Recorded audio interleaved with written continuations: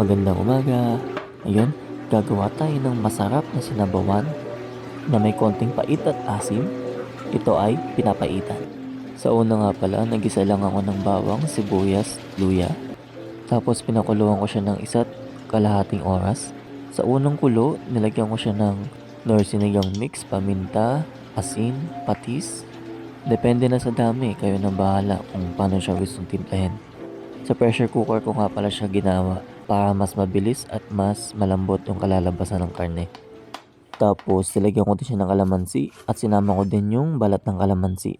Malaking tulong ito para mas malinamnam ang sabaw at mas malalasahan yung pait niya. Naglagay din ako ng green chili na pagkakulo nito at nagdagdag din ako ng konting sabaw. Pinakuluan ko lang ulit siya ng kalahating oras at luto na ang ating pinapaitan. Tara na, kain tayo.